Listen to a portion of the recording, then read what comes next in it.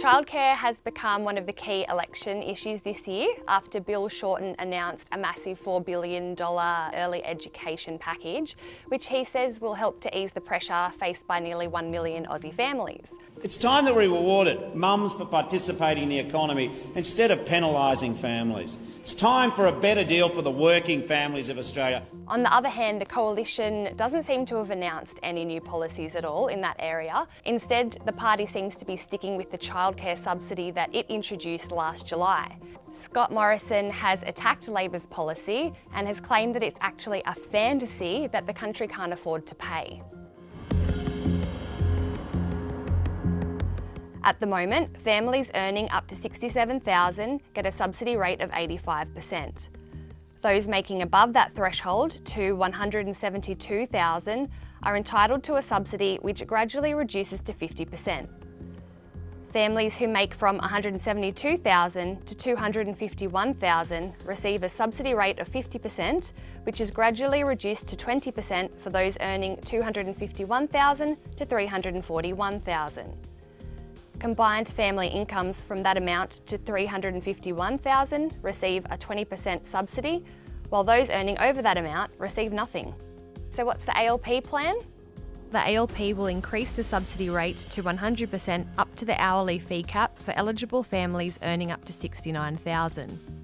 Those earning between $69,000 and $100,000 will receive a subsidy rate between 100% and 85% up to the hourly fee cap.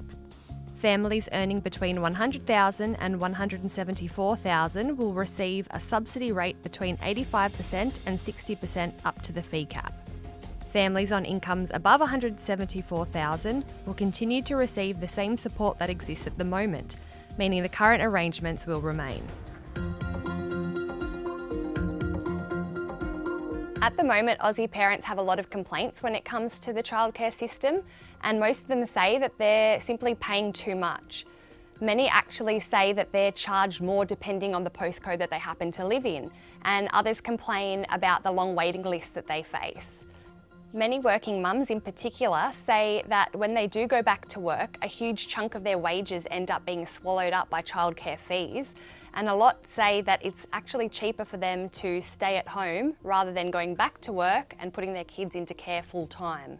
Another big complaint is that some childcare centres seem to conveniently jack up their prices at the same time as the government announces new subsidies, which means that any benefit they would have gotten ends up being wiped off completely. And in some cases, families are even worse off. Labor has vowed to crack down on excessive fee increases and has also promised to give the ACCC new powers to investigate unscrupulous providers, and that information will be publicly available. The ALP has also promised to give childcare workers a 20% pay rise over 8 years if it wins the election. So far, Labor's policy seems to have been welcomed by most families, but whether or not it will end up deciding the election remains to be seen.